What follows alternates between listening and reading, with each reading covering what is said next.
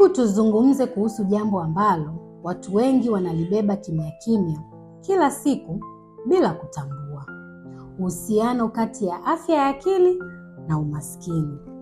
Sio kama takwimu, bali kama mfumo na kama deni. Watu wengi hudhani ustawi wa afya ya akili ni hisia, kitu unachogundua kimepotea au kitu unachorekebisha kwa kupumzika, likizo au hotuba za motisha. Lakini ustawi wa afya ya akili haufanyi kazi hivyo. Hufanya kazi kama mfumo. Pesa zinapokuwa chache, bili zinapoongezeka, kazi inapokuwa na mashaka, na kuishi kunapochukua umakini wako wa kila siku, msongo huo wa mawazo unaosikia haupotei kwa sababu tu unaendelea kuvumilia, bali unahifadhiwa. Mwili wako unajifunza kuhimili, akili yako huanza kuhalalisha hilo shinikizo, unaendelea tu kusonga mbele. Lakini kila pumziko unaloruka, kila hisia unayoimeza, kila nitashughulika nayo baadaye, huongeza riba.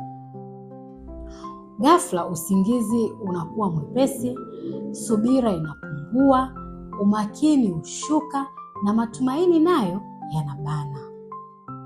Na kadri muda unavyopita, msongo huu ulioupuuza unajilimbikiza, si kwa kishindo, taratibu. Hapo ndipo mzunguko unapozidi kubana. Kadri mzigo wa akili unavyoongezeka, tija nayo hupungua kimya kimya. Maamuzi yanadorora, kujiamini unayeyuka kabisa. Fursa zinapotea, si kwa sababu watu hawana uwezo, bali kwa sababu mfumo wanaofanyia kazi unawachosha. Kipato kinakuwa hakina uthabiti, shinikizo linaongezeka na deni hilo pia linaongezeka. Hivyo ndivyo umaskini na afya ya akili duni vinavyoimarishana, kupitia mifumo inayodai matokeo huku ikichosha ustawi wa binadamu kimya kimya. Na kwenye maeneo ya kazi hayapo nje kabisa na mfumo huu. Mashirika yanapochukulia ustawi wa afya ya akili kama ziada badala ya miundombinu, bila kujua yanaongeza kasi ya kuchoka kazini, kutokuwa na mshikamano na hasara za muda mrefu za kibinadamu na za kifedha.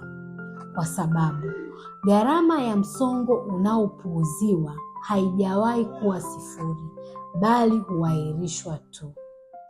Na tukielewa kuwa ustawi wa afya ya akili si hisia, bali ni mfumo wa kila siku, na kwamba msongo wa mawazo hujilimbikiza kama deni, basi kinga haibaki kuwa chaguo, bali inakuwa wajibu kwa watu binafsi, kwa viongozi na kwenye maeneo ya kazi. Kwa sababu kile tunachopuuzia leo ndicho kinakuwa deni la fikra la kesho.